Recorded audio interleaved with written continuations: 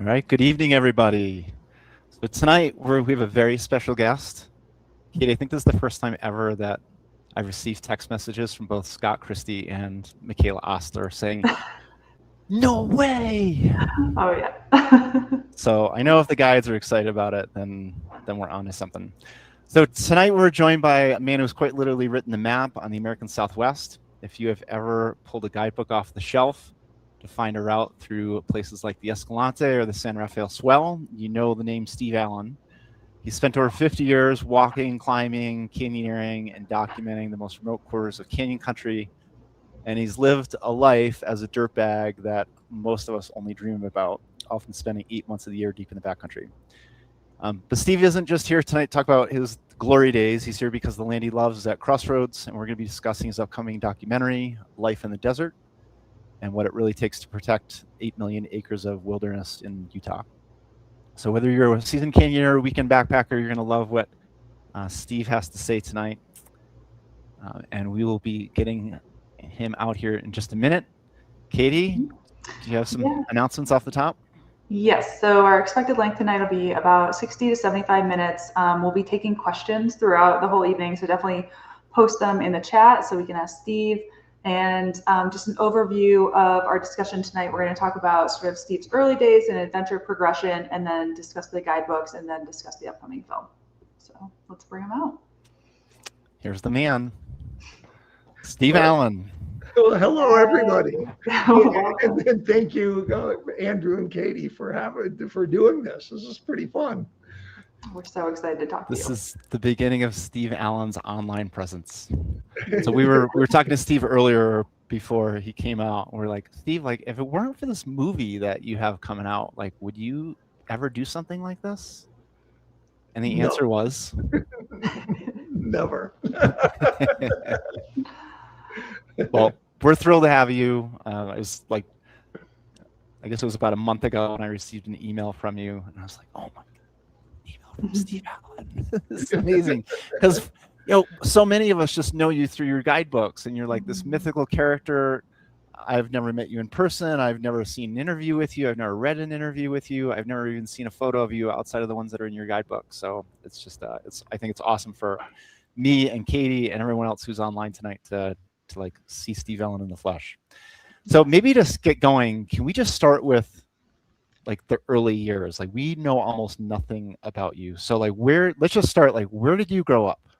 So I grew up in the Bay Area of California. And the important part is that my parents were very active in the outdoors. My father literally roamed the deserts of Western and Northern Australia for years, documenting Aboriginal art, and wrote books about it, The Art and the Myth of the Australian Aborigines. And so you think about this, would have been mostly in the 50s and 60s when the world was a different place. That was an incredibly remote area. And he literally wandered the deserts and got to know people and got to sit down with them and got to interview them and to learn about their lives and the art that they did. And then my mother, while dad was doing that, mom was she was a medical doctor, a pediatrician, but she was also an archaeologist. And so we went all over sort of the West, didn't get beyond that, doing archaeology. As little kids, we weren't really doing archaeology, but I can still see all of us kids all lined up on a beach on the Columbia River on a salvage archaeology trip, in our little rectangular sleeping bags with little deer inside them and little little snowmen and all of that. And were your parents associated with a university? They were not. Neither one of them. They just sort of did their own things. My mom worked with her sister, who was associated with the University of Southern Arizona. She had her doctorate in archaeology, and she was a professor down there. So she worked with her sister on a lot of these digs.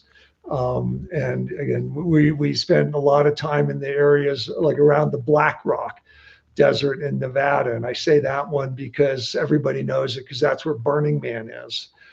So we were there, again, this would have been in the 60s and going into the 70s and even into the 80s and a little bit into the 90s, doing things.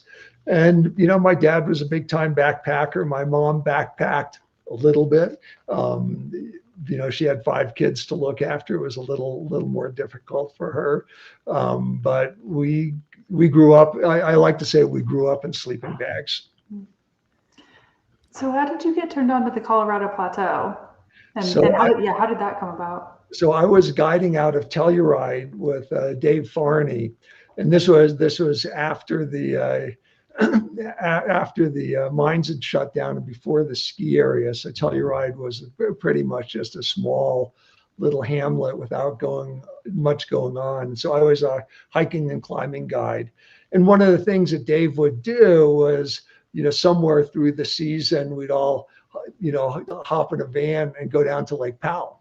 Mm-hmm. and just boat around. And while we were there, we did a bunch of slot canyons. So it was really fun. And so that was my first real introduction to that part of the Colorado Plateau, was through Dave. And then I went to school in Fort Collins. And so then it was sort of the endless trips, up over the mountains, down into the deserts. And, you start out pretty much like everybody does. You start out in Canyonlands, you start out in the places that are close. And I think for me, the big change was in 1974, my twin brother, Ace, and I were headed over to Nevada to meet Mom for a dig. And in 1974, the road opened over the Santa Fe swell. And you needed to find the road. Oh, okay, the interstate highway. So before Interstate 70 went over the Santa Fe swell, if you were trying to get around the swell, you would actually just have to go up through Price and all the way around the swell. There was an old mining road, but most cars couldn't make that. So we'd seen the swell because we'd go around it, but we'd never gone up on the top. We got up on the top. There was some little sign saying ranch exit. And back then, even the interstate was just 2 lanes. And we got off the road, and there was another little sign with an arrow that said Hidden Splendor. And we said, well, I guess we're going there. And that was it. That opened a whole new world to me and my brother. So this is the mid 1970s. You said like this would have been in the 70s, correct? Okay. Correct. So just help me understand, get my chronology correct. At this point, it's like Arches, Canyonlands, Capitol Reef. Are those national parks, or did that come later? No, those were national parks, and those are exactly the places you'd go. You'd go to the places you'd sort of heard about. I can think of an early 70s trip down the Paria because we'd heard of it. In the early 70s, the southern route into Rainbow Bridge, because I'd read an article about it in Desert Magazine, which of course was one of the great publications, but it stopped in the early 70s. But so you'd find these little bits and pieces of stuff. There were no guidebooks, of course, no internet. So it was just sort of doing the basics, I can think of, again, early 70s, Coyote Gulch, because again, it was something that you'd heard of. These other areas were just these, remote places that you had no idea what you were looking at. So even in the 70s, the Coyote Gulch was known. It was definitely known. Yeah. But very, very much different than now. I mean, then you could go down and spend a week and never see anybody. Okay. But you didn't need a wag bag back then? No wag bags back then. But the other part of it was that until, again, 1974 is a miraculous year in the desert. They ran cows down there. So when we think, just to get us slightly off on the enviro side of things, when we think of, how things have changed. So when we first went down into Coyote Gulch, there was not a lick of grass. There was really essentially no nothing lived down there. I mean, cows eat the small cottonwoods, so those were all gone. So all you'd have was the occasional big cottonwood, no middle-aged cottonwoods. And it was just really just a big hammered area. And they put the fence up in 74 and that stopped them. And so now when we look at it, I mean, I think Coyote Gulch is what every canyon in Utah should be compared to. I mean, there's just really almost nothing better than that canyon at this point. And lots of pretty places, but it's sort of got it all. So yeah, it was different. Oh, Steve Allen making it even more popular. Well, there we go. Is that possible? Okay, so you start the San Rafael Swell in the 70s, but like I'm gonna just when you and I had the chance to talk the other day, you were saying you went to school in Fort Collins and then you were working there. Do you want to share what your like trade is? So by trade and training, I am an auto mechanic, and I have a degree in industrial technology, auto shop basically. And I had a shop in Fort Collins for 20 years, and I'm very proud to say the shop is still going. Wow. So over 50 years old now. I'm third owner, and everybody's done a great job with it. So yeah, no, I'm totally a blue collar guy. So back in like the mid 70s, like I live in Colorado, Katie lives in Colorado, and I think when we think of the mid 70s, yeah, like you referenced earlier, like Telluride ski area had just started, the mine had closed down, like the Breckenridge, like the base area was still just all tailing piles, like where that huge parking lot is now. Like it's a very different Colorado. It was like Very different. John Denver's Colorado. Was Utah, like when you go out to Utah, did that at the time feel like you were stepping back in time even more, or was it equally pokey as Colorado at the time? No, you really felt like it was just a different country. Okay. The small towns were truly small. Moab was, basically a slightly bigger than a hamlet. You think of all the small towns, really not much going. They were really just cow towns. And then, of course, a lot of the roads, that we drive now and we don't even think about, were all dirt. So in the early 70s, like Highway 95 between, let's say Blanding and Hanksville, if you want, let's go with that. That was all dirt. And so just to drive those was like so this big crazy adventure just right there. Now you just say, oh, from Blanding to Height, it's 85 miles. It'll take me an hour and a half. And then it was like, well, we better plan a day for that. So it was really very much a different world. And we saw things get better and better over the years. First of all, the gravel would come in, and then it would be 2-lane, and then all of a sudden it would be paved. And that went same with Highway 12, which goes from the town of Torrey over to Escalante. That was all dirt. And of course, the Burr Trail was much later. That was really in the 90s. But again, that was, you'd plan on spending all day driving someplace, where now you just sort of zoop right along. Yeah, it was a different world. When did you first drive in Escalante? That would have been probably early 70s, Coyote Gulch. Okay. In fact, it was with my friend Ronaldo Ron. So in the 70s, like Escalante, as you said, just like this would have been a Mormon cow town. That was a Mormon cow town. Yeah, absolutely. Right. Yeah, there was just nothing. And like no recreation economy. Zero. Yeah. Zero. Yeah, no, it was. These were all just cow towns. Yeah. And yeah, you'd be filling up with gas, and I saw the picture you had out with me, long hair and a ponytail. Yeah, didn't go over well back in those days. And we were driving VW buses, so we were a little bit. I mean, we weren't targeted at all, actually, but you definitely. I'd say this: you felt out of place, for sure. Having said that, you'd meet people out on the range, which is a whole different story, and everybody's super nice. So we never had any problems at all, for sure. So like when you first started, you kind of referenced it earlier, but like how would you mentioned a magazine, Desert Magazine, like where else would you find stuff? And Like, this is like totally foreign, the idea that like you couldn't just log onto your computer and go like, right.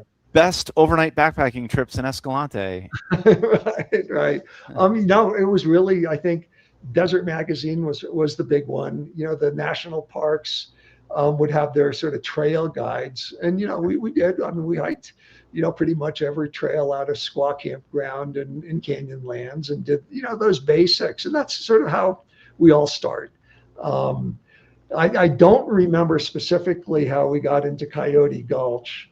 But a lot of these places, like Desert Magazine was our Bible, and there was a publisher who was a big time hiker, Randall Henderson, and he was out. I mean, he was out himself doing these huge trips all through that country. 19 days on the Tabaputs. They ran the Escalante River in boats. I think that was the third or fourth time that had been done.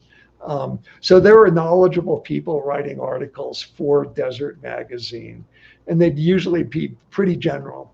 A little article on Buckskin Gulch and what a wonderful place it was. And that would sort of be the end of the article. I mean, it wouldn't be like, and this is where you start, and they may have some little hand-drawn map or something. So it was pretty rudimentary. But also, it's a little bit like today where you're sort of scouting, saying, I knew nothing about that. Let's go check it out. When did the technical canyoneering come into the picture? It's really fun. My first slot canyon was in 1968, and that was off Lake Powell, and it was a canyon that we called Slime Gulch. And in my slideshow, I have a picture of me in my high school running shorts in Slime Gulch. Oh, is that what that is? I have it. I might have. Would you like to? Would you like us to show everybody so you can? Sure, that's fine. Wow, look at that stud, Steve Allen. Yeah, I mean, it's sort of fun. What it wasn't was the big stuff back then. There he is. Okay, this could be interesting. Yeah, there we go. Okay, so that's me in high school. So let's say, 1968. So I was a junior in high school. Were those sticky rubber outsoles too? No. They actually, here's what's an amazing thing at my age, that I actually remember the name of those shoes, and they were called Directissimas, and we wore them for rock climbing. But again, this wasn't, we weren't thinking canyoneering at all back then. But Leighton Core wore those, so we wore those. They actually look fairly appropriate. Yeah, I mean, they worked well. Yeah. They worked well. Yeah, exactly. So you start doing these trips down in this area, and you might be with another friend or two. Yeah, I'm not really sure what. What was? You emerged from the canyons, and what did Steve Allen look like? Like, what were you wearing? What were you carrying? What was this? Oh, look, that's Steve Allen over there. I can tell because he's his outfit and his backpack. What was your signature look? You didn't have the gear that you have now, and so literally most of it was you would literally be wearing Levi's, and the hiking boots were. As far as just hiking boots, forget approach shoes and all that. But the hiking boots are very similar to what we have now, different brands. But we wore just sort of regular hiking boots, and our packs were either Camp Trails or Kelty frame packs. So nothing like we have now. It's always noteworthy. I remember. I have a sleeping bag. It's the one I use in my van now, just for car camping. But my winter bag weighed over 6 pounds, and now my winter bag weighs 2 pounds. So think about that. When you think about, okay, how did these old folks get around? Our packs were, as I like to say, staggeringly heavy. I had a bivouac sack that weighed more than my tent does now. And of course, it was miserable. So, which brings up a question. So you in Canyoneering 3, you like rate a lot of the technical sections. So you'll Yep. say, it's like this is 5'2", 15 feet. Yep. Where were you getting those numbers from? Well, yeah, We've I said a know. lot of them, and we're not convinced that there's a whole lot of consistency. Well, what it really was, I've climbed a lot. So I climbed hard for 20 years or more, all over the West, but mostly around Fort Collins into Wyoming and Boulder and all of that. So I had a pretty good idea of what climbs felt like. And so what I would rate them, I call I to myself I call and I probably should have put it in the books, was like a D rating, like a desert rating. So if I had a 50-pound pack on with regular hiking boots and I was going up something and it felt like 5'3", even though it was fourth class, but it would feel that way because you're wearing a heavy pack. That's where I got those numbers. So as far as being like a strictly desert or a climbing rating, where somebody's sitting there with a 15-pound pack and special sticky rubber boots, yeah, it's a whole different world. So it's just really just sort of said, yeah, it feels like about a 5'2" or a 5'8" or a 5'3" or whatever it was. So So that's what I get. it's perceived effort. Then I think is the right. It's like perceived effort. I think is actually Right. Okay. Yeah. Okay. Yeah. That's really Exactly. helpful. Yeah, I know. I believe me, I get that one quite a bit. So let's go back to this, like the early canyoneering days. Like, so there's no like specific equipment. There are no guidebooks. Right. No one, for that matter, like literally like, no one had ever been into the bottoms of these canyons. Right. Correct. And like the climbing equipment even isn't that good at the time. So Correct. how did you guys figure that out? Well, I mean, first of all, let me preface that by saying, there were other people out there. So it was like my friend Jenny West and Mike Bogart and some of the Zion folks were out there in the 70s and going into the 80s, 90s, et cetera. They were sort of doing the same thing I was, just in different places. And then, I was more San Rafael Swell, Glen Canyon. I was not in the southwest part of the state at all. I didn't do anything in Zion until much later. And, the equipment was, I mean, it was a whole different world. I mean, you had no idea what the hell you were doing. I always describe it as if you're rock climbing, you can look up at a wall and have a sense of what you're going to get yourself into. But if you are a slot canyoneer, you have not a clue once you drop in, unless it's some little shallow canyon. And some of these canyons are 500 feet deep and 6 inches wide at the bottom. You have no idea before you drop in what you're going to get yourself into. And so it was, you start with the smaller stuff and you work up. Back in the early days, the equipment, I mean, really there were no static ropes. So we would just use old climbing ropes. So, just whatever had worn out on the rock. And, sit harnesses really haven't changed all of that much.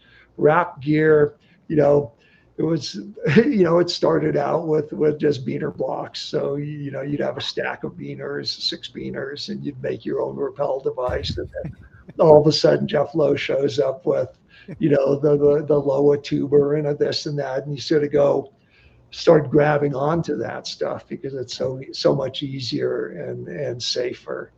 And in those early slots, you would literally leave a rope at every drop. So if things didn't go well, you could get out. We sort of stopped doing that after 100 or 200 slots or something, because after a while you figure out they all go. And so then you aren't quite so worried. But it took a while to make that leap. And we did not bring bolt kits ever. So it's not like you could just bolt your way out of something. You had to sort of figure it out and hope for the best. But it was fun. It was fun. And yeah, we had crews of people, just friends that would do stuff, and you build up gradually and you find different places, and it really was just a step at a time.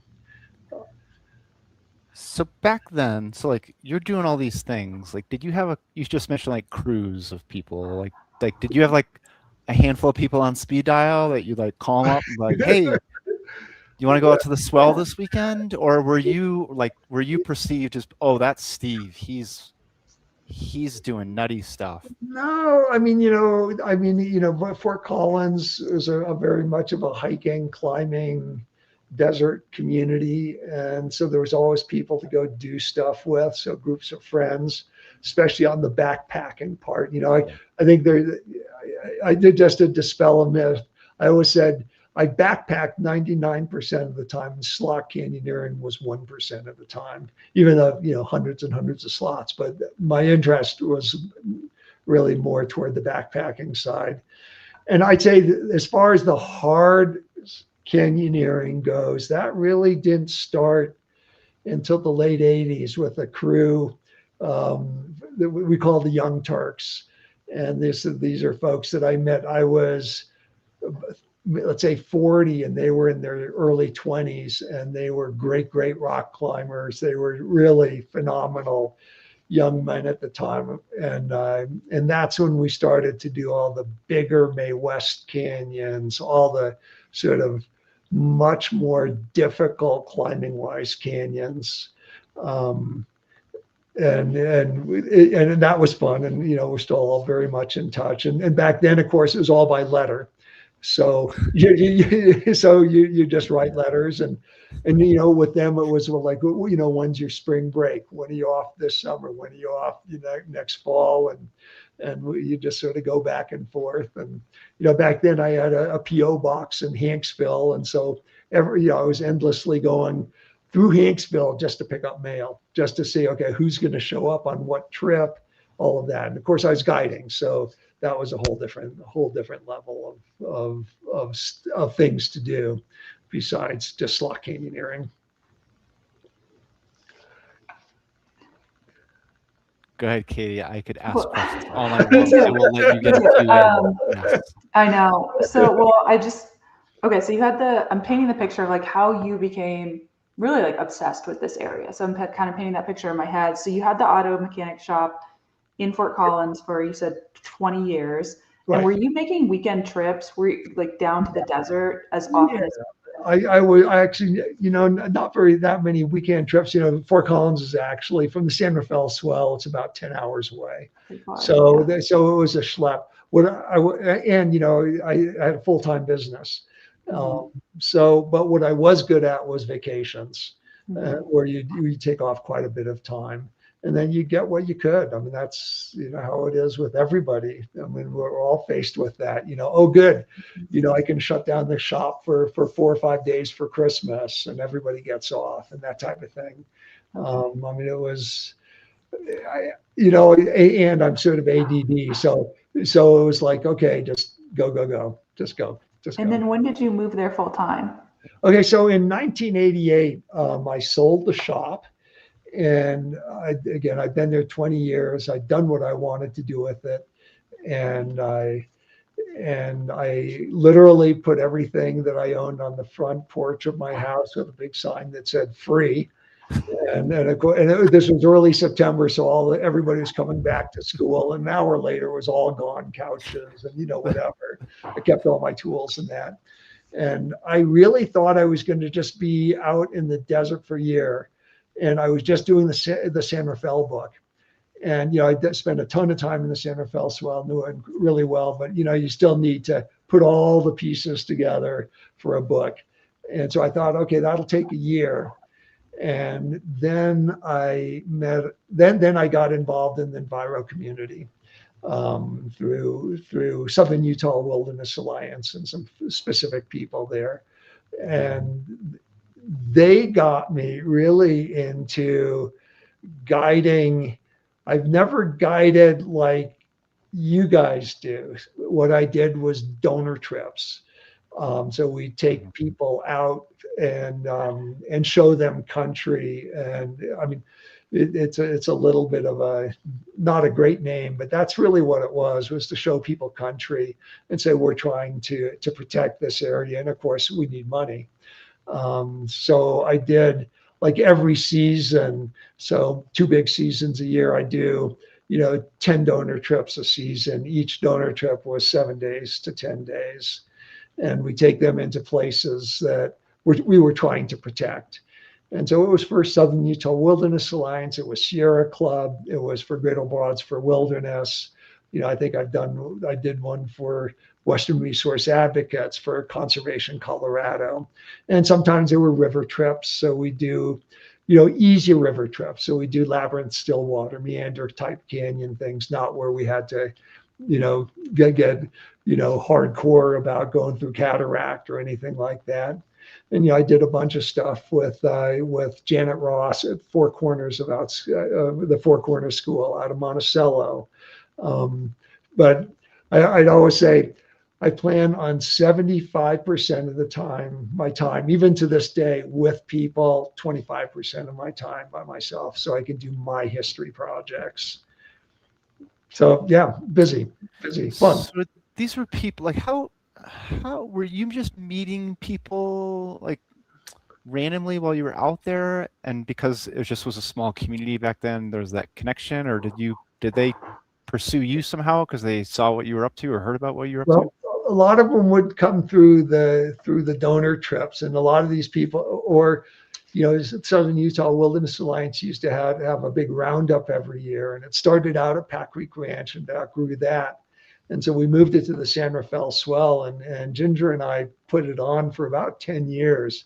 And so every fall, we'd have up to 250 people at the airstrip at Hidden Splendor in the San Rafael Swell. And it was like a 3-day gathering. It wasn't quite like Rainbow People, but in sort of in a way. So I met a ton of people there. And I think you've met Harvey and like Harvey Halpern, and that's where I met Harvey. And so many people through doing that type of thing, and then working with the various groups, you would meet people. And so it was a little piece at a time, and you meet people, and some people you get along with, and some not so much. Some people are interested in what you do, and some not so much. And we have a whole crew of just historians, and we've been together for many, many years. And all we do is we aren't really concerned about the enviro side. We aren't really concerned about slot canyoneers. It's all about tracking down history and putting it on maps. And then people write about it. So lots of books by my friends about actual historians, not pretend historians. So I'm just kind of putting this together. So you've been out there you've been out there a long time, but it seems like your role in this environment has just evolved and either evolved or you've sort of accumulated more roles with time. But so it starts off as like just pure passion projects. Yep. Wow, Yep. Isn't this fun? Basically. Yep. And then it becomes environmental, and then when did the historian thing? That was sort of an interesting one because there's a couple of pieces to it.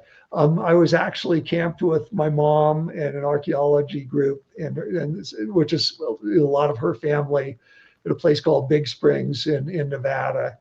And Mom, again, she did what I do, but there. So she had a little Ford camper, one of those old ones that you crank up the camper in the back and up it goes. I mean, you think of this 100-pound woman, doing this. And she would spend months at a time by herself in that country doing site survey work. So a little different than what I do. Because she would dig and see more what was there, and I, we don't dig at all. But one of the things that really impressed me was when we'd go out and we'd sort of always have this camp at this place called Big Springs, which is a big stock reservoir basically, and because Mom was an MD and had an association with the medical community in Palo Alto. Those old ranchers would come through our house when we were growing up. And I can think of Johnny Diaz shattering his femur and spending months recovering at our house, or, this person for that, think of tiny little ranch communities in Nevada.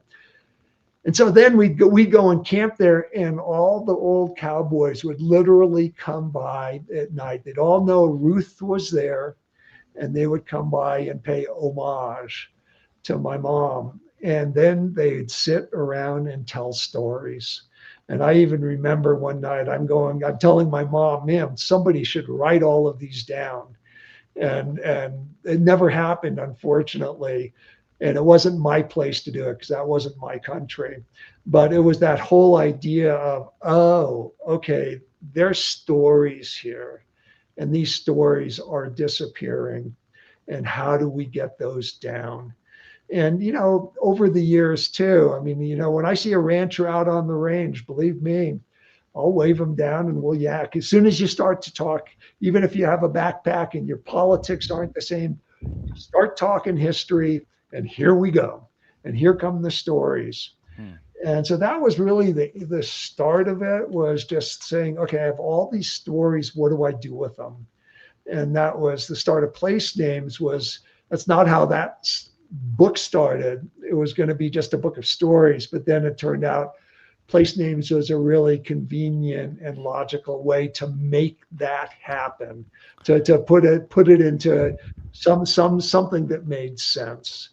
And of course, go ahead there, Andrew. So let me put in a plug. So everyone, if anyone is wondering, like Steve's like historian chops here.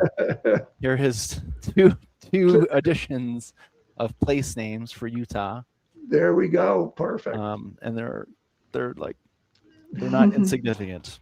They are. That's 1,000,000 words. And a lot of it was just collecting the stories from the old cowboys. And I would literally just go into their houses, and we'd sit at the kitchen table with a stack of maps, and we would just yak about country and trails and cabins. And it was a little bit more difficult than that. So what would happen is I would call up an old cowboy and I'd say, this is who I am, this is what I'm doing. And I'd get their name from the last cowboy I talked to. So you'd say, okay, we're in Torrey. So you wanted to interview somebody about the park before it became a park, which was in the 60s. And somebody'd say, oh, well, you need to talk to so-and-so. And then you talk to them, and then right next to Torrey is the park, or also called the Wapa Plateau. Well, who do you know up on the Wapa? Oh, well, you have to talk to so-and-so. So I'd call them up, and then they'd say, oh, well, so-and-so just called me and said you were going to be calling. And so I really just skipped all over southern Utah, from every small town in southern Utah, from Antimony to Rabbit Valley to Grass Valley to Torrey to, you name it. I've been there, and I have a friend there now. And first thing I would do on the phone is I'd say, tell me exactly where you run. So where do you push your cows? And it was all township range, so no GPS stuff. And they just say, township range, these are the sections I run. And then I'd spend a couple of days running all over their range, because you had to know the questions to ask. So if you didn't know the questions to ask, you'd say, well, tell me about old cabins out there. And nothing would happen. But if you said, now I ran into an old cabin at the bottom of this trail with this and this and this, here come the stories. And so that was really how the whole place name started. And then once you get into it, I mean, there's 4,000 place names, and then all the literature search. And of course, I was in archives all over the West, and actually all over the East too, in archives. There's, I think, 2,500 references in that book. So at this time, like, are you just dirt bagging it and don't have a lot in the way of bills, or like, are you making enough from guiding donor trips to just live in the van? So I never made money through donor trips. Like in the summers, I always take summers off. So for many years, I would come back to Fort Collins and just work at the shop.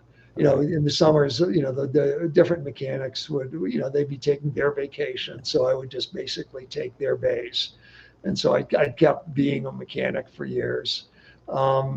And, you just, I mean, the whole time I was in Fort Collins, I was investing in real estate.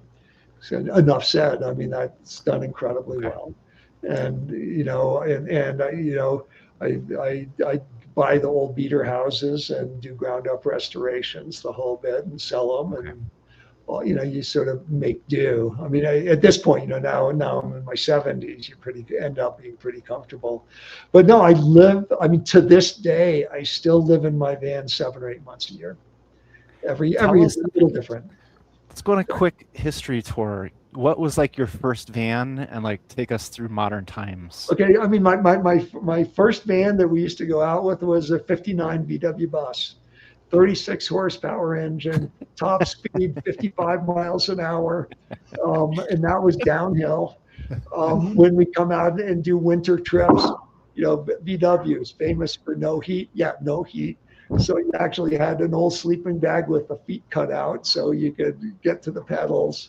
Wait a minute, you'd sit in the driver's seat in the sleeping bag? Oh, you'd just be frozen. You'd just freeze your ass off. Oh my God. That was ridiculous. Yeah. Okay, so 59 Volkswagen bus. 59 bus. Right. It's a lot of buses, a lot of, I mean, in the summers we go out, Carmen Gears and Volkswagen Bugs. I had a shop, so lots of cars around, and it was a foreign car shop. So lots of different cars, and yeah, you just sort of come out. I always said, like a Carmen gear, you get 2 people, 2 dogs, and 2 packs in, good enough. You could be gone for 2 weeks. I think the photo that you sent of you in the van, I think that was like a Econoline, right? Okay, so that was I got that Econoline. I'd say that Econoline was probably an 84 or something. So that's what I took out when I moved permanently to the desert in '88. So that was my first van, my first American van. And, one of the reasons I got it, because, there we go. Yeah. Okay, so that was that would have been right there in 1988. And it had heat. So it was really nice. So what's the dog? Is that a res? Okay, no, so that's my good dog Diz. And Diz. I had Diz for 18 years. She was a remarkably good desert dog, and she was my companion. I mean, she did slot canyons with me the whole bit. So that's the Diz, and you can see there's old Marmot sleeping bags. That was back in the days when Marmot was in Grand Junction, Colorado, and so they actually would give me sleeping bags. So that was very nice. And I think, Andrew, you asked me before, well, it looks like you were on a computer, and it was if I remember right, it was a Toshiba, and the operating system was on a floppy disk, and then whatever you saved with was another floppy disk. So it was none of this hard drive stuff or any of that stuff. And it was basically a word processor. And I was writing the San Rafael book, and back then it wasn't Word, it was called Word Perfect. And that's what everybody published with. So yeah, there it is. That was my little home for many, many, many years. I've stepped up since then, not a whole lot bigger, but nicer vans and that. So yeah. How did the idea for the guidebooks, what was the origin story? I mean, obviously the seeds were planted very early for you, and did you just see that there was a need for good information? You had been this meticulous note taker the entire time you were out there. Exactly. It really was the San Rafael Swell was our primary playground, just again because it was so close. And we go to you go to lots of other places, but that was the primary one, and I knew it really well. And it was, again, unprotected lands. Nobody knew anything about it, and actually, it was a little bit of a process just thinking about it and do I want to do it and all of that. And then it was just like, okay, here we go. And once I really started to get into it, and this would have been, so I knew a lot, I had a lot of notes, I had a lot of roots before '88, but again, '88 was the year of just sort of, okay, this is what I'm going to do. And that's when I got, started to work with enviro groups. And there was a lot of encouragement, again, because nobody knew about it. It was the place no one knew. And so that was definitely, and as you see, I mean, in the introductory material, there's a whole chapter on the environment. And of course, now way out of date, but that's how it was back then. Steve, So when yeah, you published that, was there like an internal dilemma about, boy, like these lands are pretty special and pretty cool, and I've really enjoyed wandering out there basically by myself with no one else mucking them up. If I publish this, it's going to look different in 10 years or 20 years. you know that I think that there's always some of that. I think it'd be more now than then. I mean, back then there was nothing. You know, I think David Hall had a general book to southern Utah. Maybe Fran Barnes had some stuff out that was, you know, sort of the trail hiking stuff. So you aren't really thinking in the same terms that you would now. It was really a different world. And there really is something about the place no one knew as far as protection goes. And you know, we've seen that in so many places, even to the designation of Bears Ears, where there are lands that should have been in Bears Ears, but frankly, nobody knew about them. And so they got left out, and now they don't have protection. Just little things like that. I'll tell you the bigger dilemma was not the San Rafael book. I think that came together. You know, the head of Southern Utah Wilderness Alliance at the time, Brian Calkin, wrote the introduction to that book. So that tells you something right there, that they too felt that you needed to have people know about this land, or it wasn't going to get protected. Really, the hard one was the Escalante book. And the reason was that book was basically, as they say, in the can. So it was at the publishers when the monument got designated. And then you're going, okay, wait a second now. We don't have this big need to advertise it more. And so that was a lot of pretty big discussions on should we publish it. One of the big problems was it was already in production. So yeah, you're also thinking about people's jobs and contracts and all of that. So I actually got the book back to add the monument parts to that. And again, the Enviro community was pretty much supportive. The person that did the introduction to that was the chairman of the board for SUA. So I mean, I think there's always those questions. I think it's very much a different world too than what we have now, for sure. Yeah. Is that part of why you write? You see, your guidebooks are at a very specific style of like, and kind of famous for giving people like just enough information, right? Where it gives readers enough information to find their way, but it doesn't really like spoil the discovery. Has that always been your style of writing guidebooks? Why is that important to you to write in that way? Is that kind of part of that conflict of like, how much do I share about this place? There was endless discussions, you know, and pretty much every route and every guidebook was done with groups. So it wasn't just me out there by myself, do a route and then write about it. It would be me out there by myself, do a route and then take friends over it, and then let's see what they say. And of course, that also helped tweak things. And it was always weighing it. And sometimes you get it, as we all know, sometimes you get it right and sometimes you get it wrong. I mean, or people see things differently than you do. And, you know, I can always say, well, it's just because I'm 6'4", so I definitely see things differently. You know, more than that, for sure. Yeah, no, I mean, you know, I think too, you know, Harvey Bouchard in the Grand Canyon, for his early guidebooks, he would literally say things like run the Muav and find a way through the red wall. And you had no idea whether that was 200 yards or 2 days to find that route through the red wall. That was more my thought of like the overland route that you guys talked about on another podcast, was really just the bare minimum, like just enough so that you know that you can do it. And that's it. without You getting into succeeded there. well, that's the idea. And again, Good job.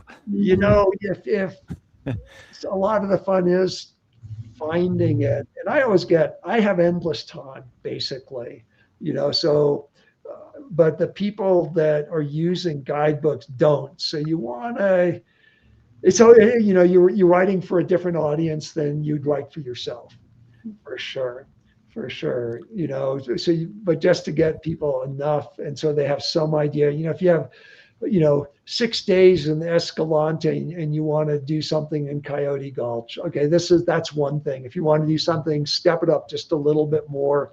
Okay, give a little bit more, just enough to keep people on the right course. And then as you get skills, then you can start branching out from there. You know, then you can really take off and do what you want to do. But you know, otherwise you're writing for an audience, just like anything. Yep.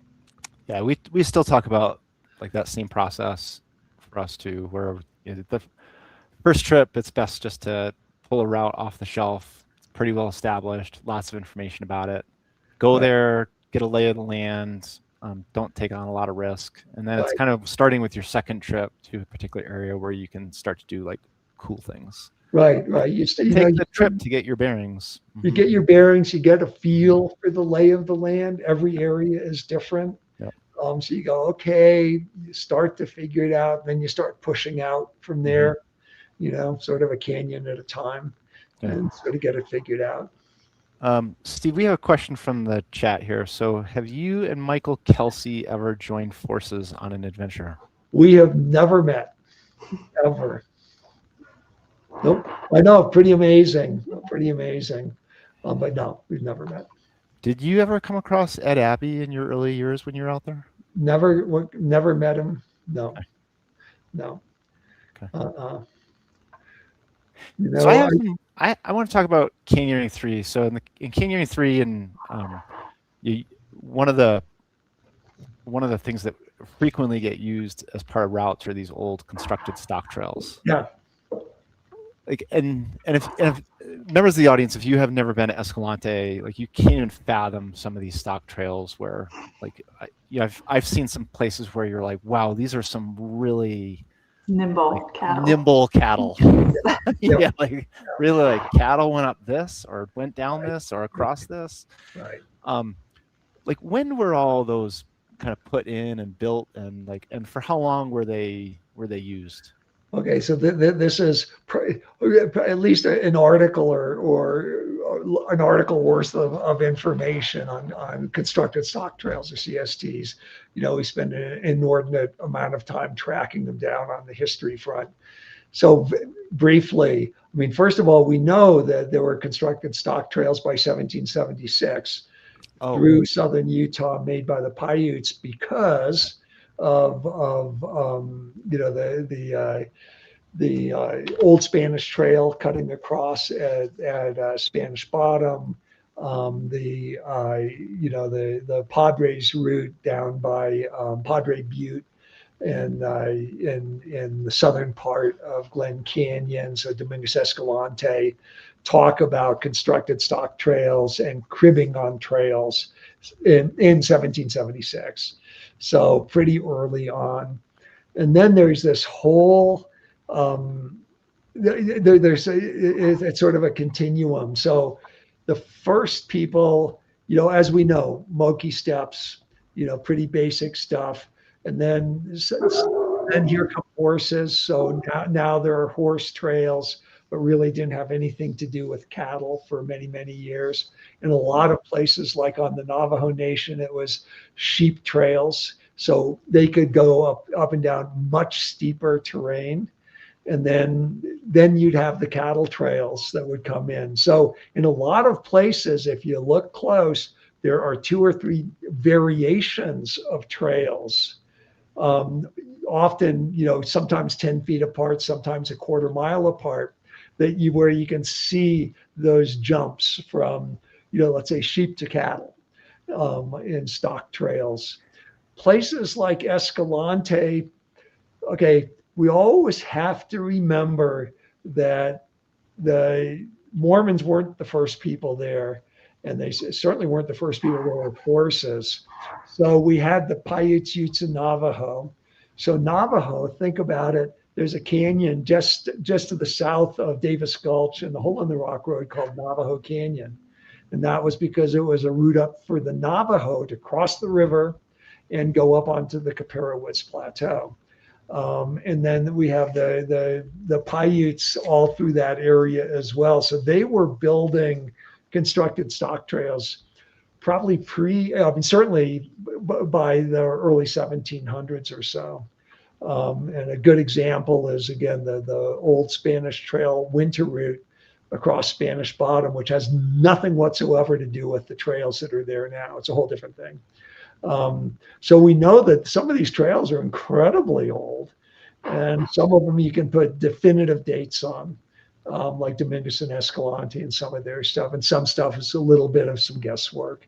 So what about something like the Bowington Road where it cuts across the Escalante? Okay, I mean, just because my memory isn't that good, but something like that would have probably been in the late 1800s, early 1900s. And if somebody was to say, "Oh, that was 1920," I'd say, "Yeah, okay." And that isn't that old. Okay, and similar era for like the cattle trails over by what is it, like Cliff Spring and like Silver Falls, like similar era. Okay, so yeah, so the heyday of grazing. That's kind of where I'm going. Yeah, sort of. Let's say started the heyday, 20s, 30s, 40s into the 1950s. That's when you had the most cattle in that country. That doesn't mean that you didn't have a lot of cattle before that, but that's when. So by the time the Taylor Grazing Act was in 1934.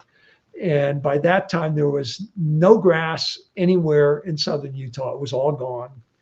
And so at that point, the ranchers and the sheepers, they were all looking for any tiny little bit of graze that they could find. And so that's why you have these stock trails that you run into. They'll go up to some little pasture that has 10 acres. And you go, my God, they worked 2 weeks to get up there. But if that would keep your herd alive for another week, it was worth it. There's a whole story about stock trails and what, and you can follow that history. And again, that's what my history group does a lot of. Okay, I have one more question really. Yeah. So you get to Escalante in this, you said the 70s? 70s. And again, like just a bunch of blow sand in the desert, like not. And like Canyon juniper, like what did it? Like how different is it now? Okay, so a couple parts to that. Okay, so first of all, the earliest settlers at the town of Escalante, 1875, they wrote about the grass being belly deep on a horse between Escalante and then from Escalante down to the Colorado River. It's just called the Lower Desert. We have other names for it now, but that's what they called it. So that was just a huge grassland. By the time the Hole in the Rock expedition came through 4 years later, 1879, all that grass was gone. So that's how fast it got grazed off. And what the early Mormons didn't understand, because they were coming from Indiana and Tennessee and these other places out east, was they thought you could graze off the land and you'd have more grass the next year. Yeah, as we know, that's not how it works.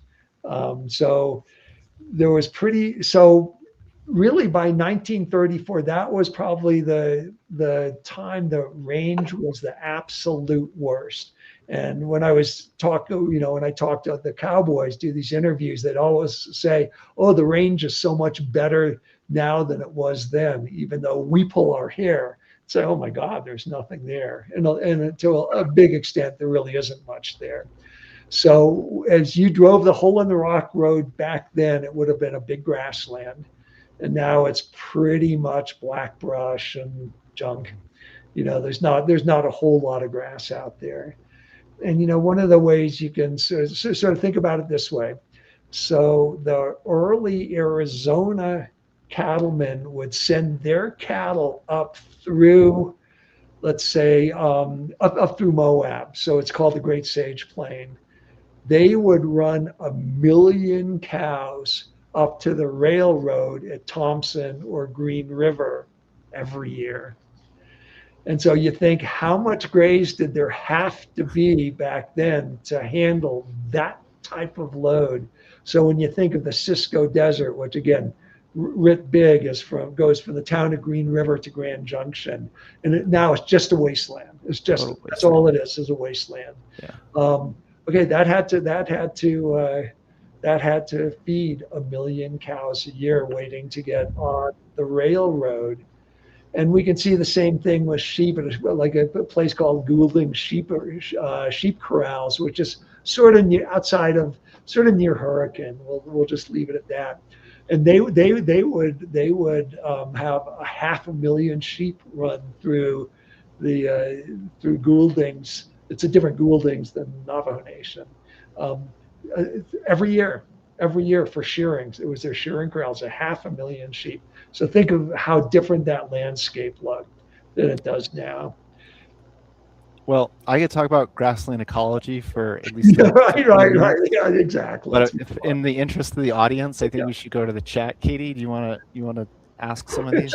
Sure. I'm gonna pick one of these out of here, and then I do want to get to the film because we do that's a very important part. And I will give everyone a heads up. I hope we're gonna run longer than 7:15. Maybe it's maybe 7:20, maybe 7:25. But if you haven't gotten, Steve's kind of reminds me of one of those wind-up toys. You ask the question and let it go, and it just. I would agree. I love it. Yeah, we love it. This is great.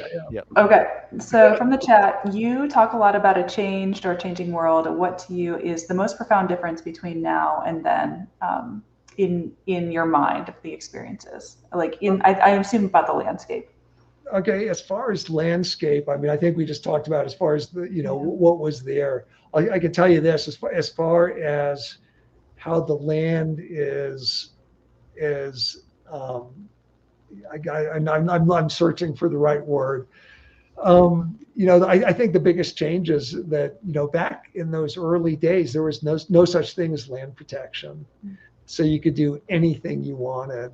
I mean, just to get back on the enviro side, and people did do whatever they wanted, and to see it now, see how much that's changed, and that really almost anything that happens out there, somebody's monitoring it. There's boats on it. There's people doing this and that on it. I think that's really, literally the biggest change. You can always say, oh, well, way more people. Now I see the lines at Arches, and you hear that people have a 2-hour window to go visit it or whatever it is now. And that's all changed. And of course, back then there were no permits for anything. The river is nothing. So you never even thought about any of that stuff. So, yeah, I mean, changes. Yeah. I mean, I think, between having a robust enviro community that we didn't have, and then just the numbers of people. And I'm not going to complain about the numbers of people. There's plenty of places we can go where you never see a soul. And again, I always like to say, maybe once a year I'll see a human footprint. Again, I'm out 7-8 months a year. I never see footprints. So there's plenty of remote. There's plenty of remote out there still, for sure. But yeah, I mean, just that the highways are paved. I mean, you can actually get to places fast, which for good or bad, I'm not sure which. I get a little bit pull when I think about that. I sort of like the old days of clunking along at 10 miles an hour, and you always had to have a shovel ready to make the road go. And a spare tire. Yeah, right. And a bunch of auto mechanic tools. Right, it helped. So there's a question that I'm going to spin it a little bit. Yep. What's an area of the Colorado Plateau that you feel like is underappreciated, like that hasn't received the like recreational traffic or environmental protections that you feel like it should? Yeah, boy, I tell you, the problem with a question like that, Andrew, is everybody has different interests. Mm-hmm. We do go, when we go to a national park, you say, wow, this is the best. And of course, they're so accessible, and I love national parks, though I spend zero time there. But just the whole idea of them. So there's all these places that you can go that really nobody's ever heard of that are exactly as pretty as any national park. And a lot of times when we're hiking through these really remote areas, we really do say, "Oh my God, this should be a national park." Um, I'd say, sort of in general, the last great wilderness on the Colorado Plateau is, of course, the Navajo Nation. And that's a whole different world. And we aren't going to talk about it a whole lot here because we're really more interested in, the environmental side of America's Red Rock Wilderness Act. But it really is a huge, huge area that's, at this point, I mean, obviously, at one point it was heavily used, and at this point, it's never used. But there's areas in Bears Ears National Monument that will go and literally not see a footprint, and will be there for months at a time. So there's still those places, and they're as pretty as any place I've been. People always say, "Well, what's the prettiest place you've been?" It's like, yeah, wherever I was yesterday, that was the prettiest place I've they're all great. They're all great. Katie, I think that's about the answer I was expecting. What about you? I'm gonna talk for a couple of minutes and give no one any new ideas. Well, let me just say this. There's places that people never think about, that once you go there and start to learn about them and see what they're all about, then you go, "Oh, okay, now I get it." And I'll say, like the Awapa Plateau, again, sort of outside of Torrey, and it's a place. It's also called the Parker, and it's a place nobody goes, and it's got its piece of it. I mean, it's pretty. It's really, really interesting on the history front. There's lots out there. Nobody goes there, and probably if you were to drive through it, you'd say, "Well, I guess that was the end of that. I spent my hour. I'm going to keep on going." But once you start to explore it and sling on a backpack, then you go, "Holy crap, this is great stuff." And there's lots of places like that. Lots of places. It's just like, okay, nobody's heard of it, so nobody goes. It's sort of nice in a way. Mm-hmm. Yeah. All right. Should we move into the trailer, Katie? We should. Help Steve become in his 70s a movie star. All right, so Steve, we're gonna play the trailer from A Life in the Desert. Do you want to maybe before we play it, you kind of want to tell the audience, give people an idea what's going on here? Absolutely. So this is going to be a documentary called A Life in the Desert, and it's going to be about unprotected lands in southern Utah. It is being sponsored by Southern Utah Wilderness Alliance, which is a group I've been associated with for since the beginning. And we will be featuring the lands that are included in America's Red Rock Wilderness Act, and some other areas, including Bears Ears and Grand Staircase, Escalante. And we'll be talking about what was there, what we need to protect. We'll be looking not only at places that are pretty, but also places that, in fact, we have been able to win the battles and stop development that would have ruined certain areas. And there's a lot of them. And the film started with some friends of mine on one of our yearly trips, just car camping and looking for history on the ground and doing documentation.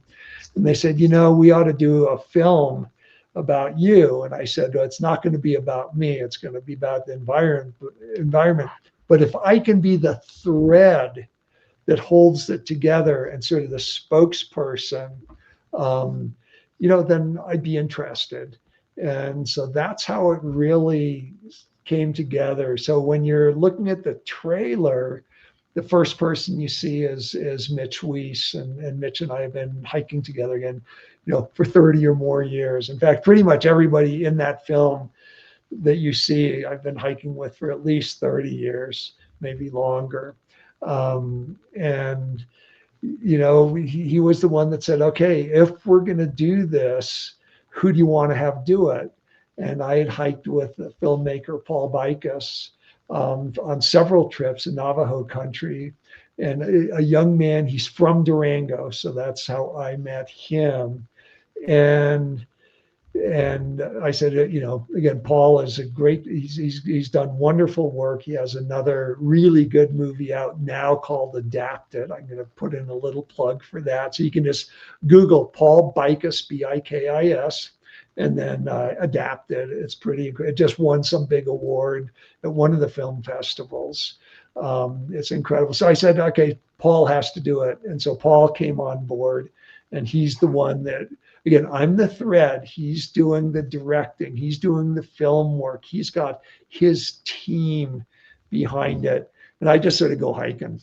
That's my part. And then we'll pull in people to interview in various places. We've already done probably 2/3 of the filming. And then we have a bit more to go. So that's where it is. I think in this, it will say that we're raising money. We are no longer raising money. Who knows? In the future, we may have to. So keep your eyes open. But that's not part of what we're doing here today is fundraising, because we've already raised the money for it. So Andrew, yeah, let's go ahead and look at this. It's watch a trailer. Yep.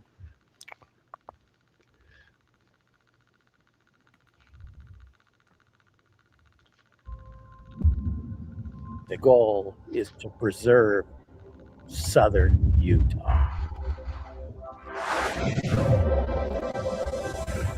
Wilderness can only be designated by Congress. The legal cases could be made if you had the facts. And the facts needed to be ironclad. We needed the expert. There's only one Steve. How many times do you think you packed this pack? 10,000.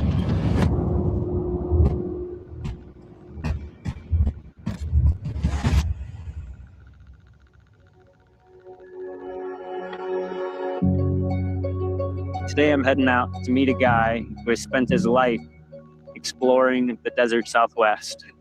Steve is a citizen scientist. He's not the judge of history. He is the collector of history. He is tall, lanky, kind of goofy guy who is completely absorbed in a lifestyle that is extremely unique.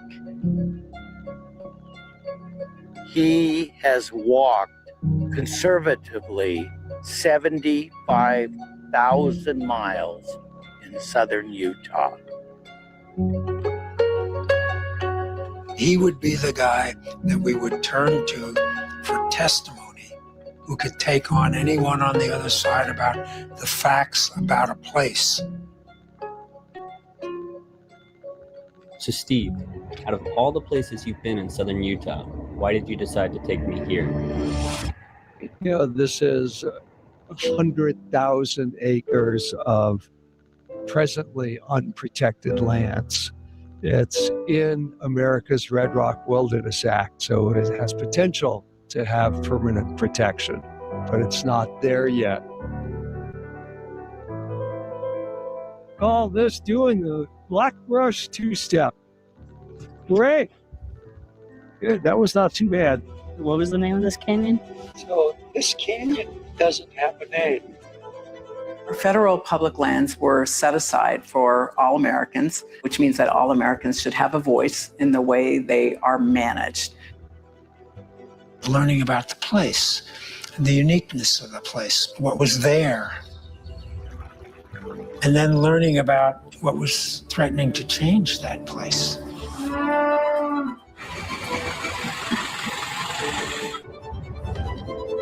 The state of Utah has fought tooth and nail, as have many of the counties in Utah, to keep those lands from being protected as wilderness. What Steve does is his attempt to preserve this country. He documents everything. His documentation is meticulous. Hundreds and hundreds and hundreds of maps, all of them marked up. Documenting archaeology, cultural sites, his own pathways, slab line cysts. I'm out 8 months a year. The single thing I do most is backpack. We could be out here and we aren't going to see a single footprint. Pieces of the puzzle, it's history on the ground. Let's cover some country that I haven't been to and see what we find. Never seen anything like this. You don't live the life he lives without being really, really focused on it. We have to save what we have now. Once it's gone forever.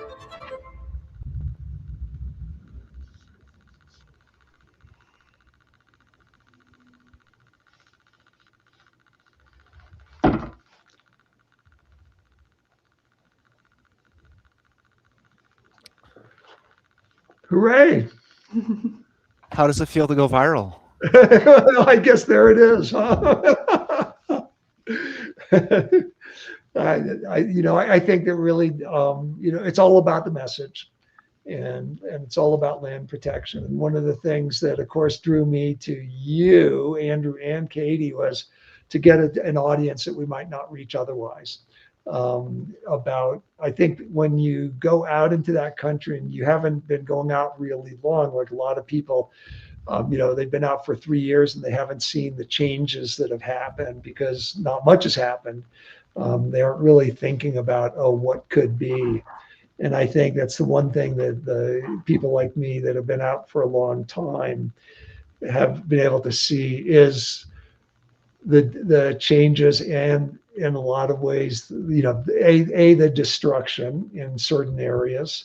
And then we've been able to see the things that we have won and have preserved land that would not have been preserved without, again, the groups, whether it's SUA or Grand Canyon Trust or Bears Ears Partners or Grand Staircase Escalante Partners, working on saving these places. And, one of the things that we're going to do in the movie itself is just have a map of southern Utah. And then I have this long list of the projects that we have been able to beat back over literally the last 50 years. And those are just going to turn black. So boom, boom, boom, boom, boom. And when it all gets done, what you're going to see is most of southern Utah is gone. I mean, it's pretty amazing how many projects have been beaten back over the years. And, we can give some good examples, if you'd like, of things that people, I think, would recognize and go, oh, wow, I didn't know that was going to happen. But again, there were the enviro groups out there saying, well, this can't happen, and we're going to fight. And the fight, of course, continues to this day. Is the movie part of a specific campaign, or is this a general like awareness campaign that Utah needs additional protections? So it's a general campaign to raise awareness about unprotected lands, but it is also about a specific bill that has now been introduced into Congress every year for many years, called American Red Rock Wilderness Act. And that is a bill that is, our goal is to protect another 8 million acres of land in southern Utah. People say, well, that sounds like an awful lot, but other states have been through this years and years ago, and they've got their wilderness. Utah's, except for some small areas here and there, from Idaho to Nevada to California, so small areas, Utah is the only state that really has never really resolved their wilderness problem of designating wilderness. Oh yeah, go ahead, Andrew. This Red Rock bill, so it gets introduced to Congress, and normally it doesn't make it out of the House. That's correct. So, you need to have X number of sponsors, and we don't get those sponsors. And the way it really works, I mean, this is just not to get deep into the weeds, but the Utah delegation in general is not pro wilderness or pro land protection of any type. And if they say this bill's not going to go anywhere, even Democrats will line up behind them because they don't want to get snuffed on one of their bills for, Kentucky or Arizona or California. So it's definitely, it's up and down, then there's lots of ins and outs to it and all of that. The other side of it is part of that we get in pieces. So the San Rafael Swell, 1.2 million acres. And in 2019, we got a wilderness bill through there for 750,000 acres. And at the same time, there was a new wilderness made down just outside of St. George. So we win some in little pieces. We'd like to just do it all in one fell swoop. Whether that happens or not, I do not know.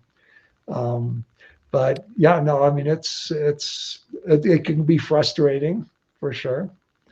For sure. Yeah, I think if you're in this fight, you got to play the long game. You got to play the long game. So you've been in it for decades now. Like, what's your assessment of like the Utah delegation? Is it like for them, like what's like the anti-land protection? Is it because we don't want to give up access or potential to mine or to cat or to ranch or to harvest timber? Like or is it just as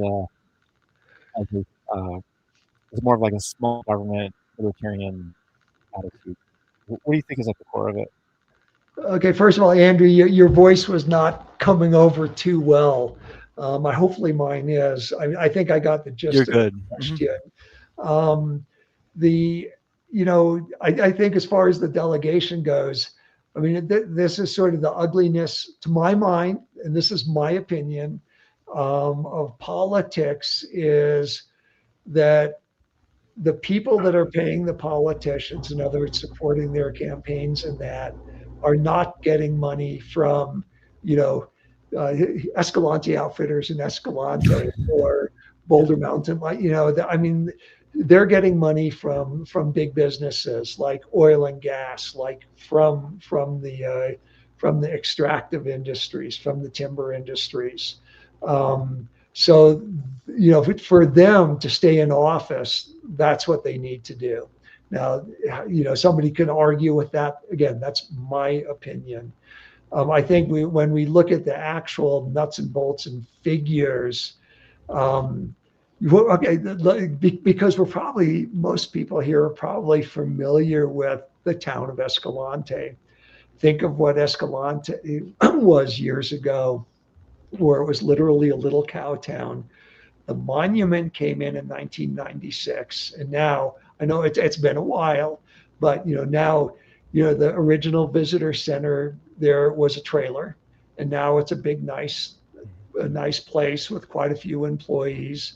It now has a health clinic. It has a hardware store. It has a big new hotel. So when you look at the growth of towns,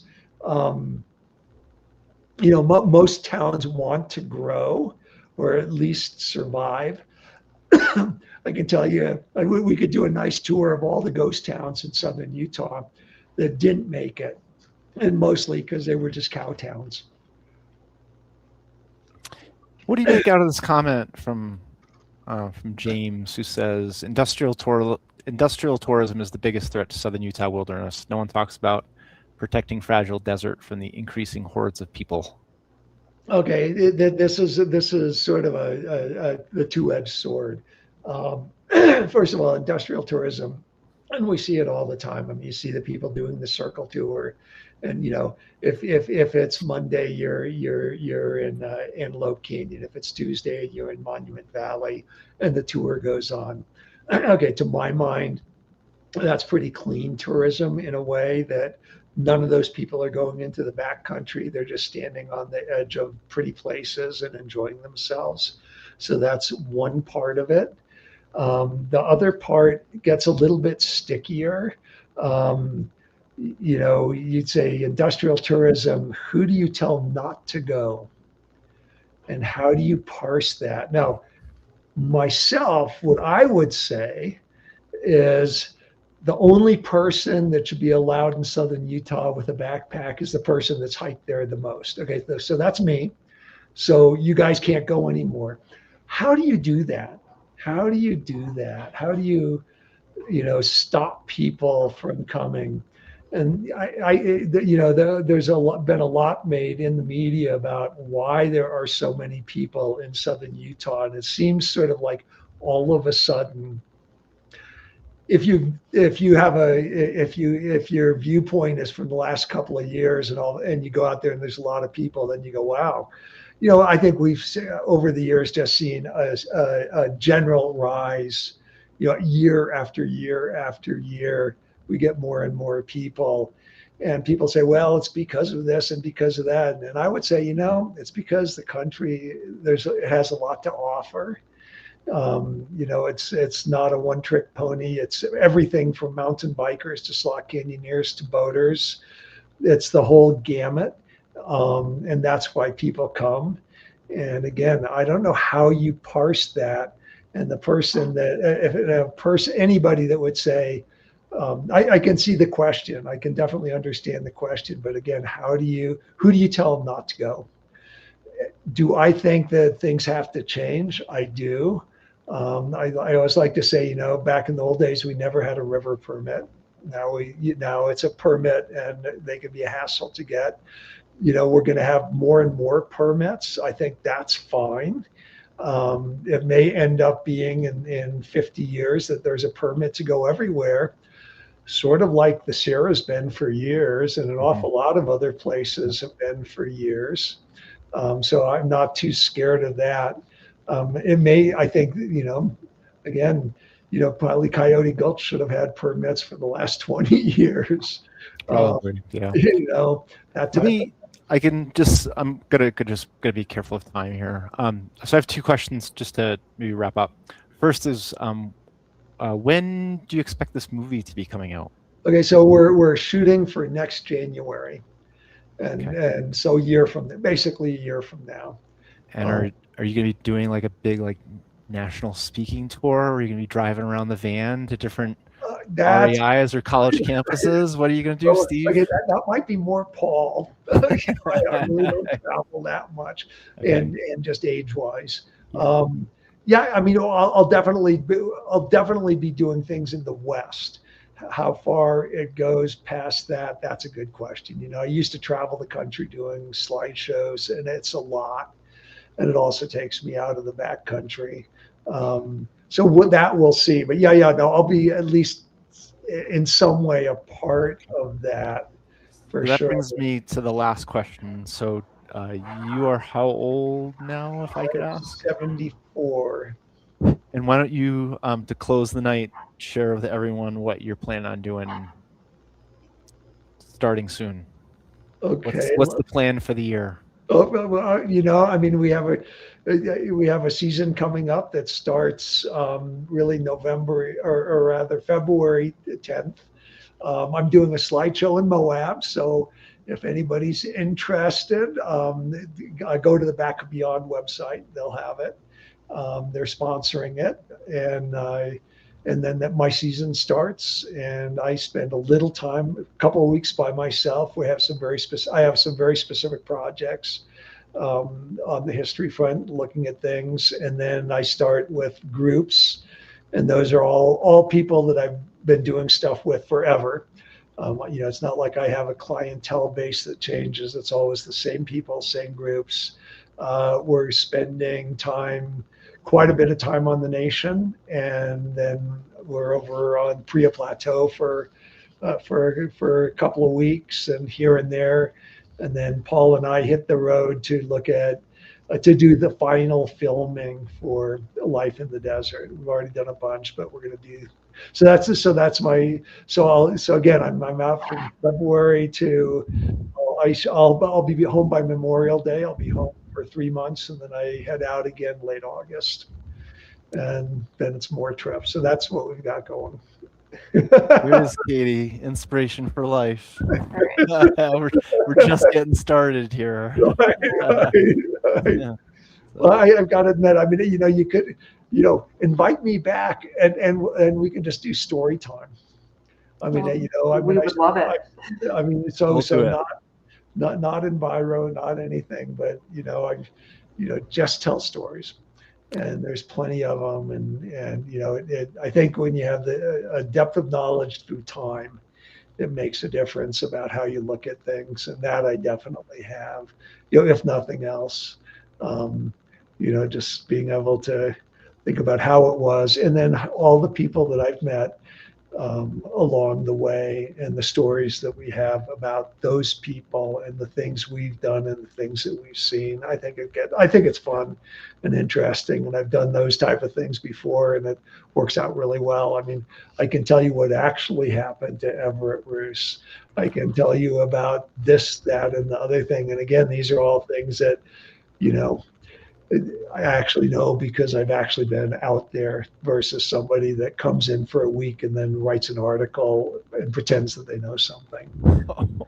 Oh, yes, there will be a part 2. So that's tantalizing for next winter. All right.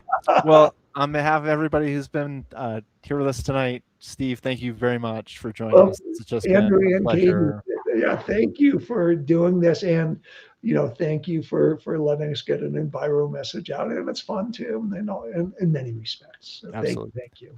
All right. Well, thank you, Steve. Thanks to the audience for joining us tonight. Thank you, Katie, for staying out late. We'll see you tomorrow. All right. Good night, everybody. Bye-bye.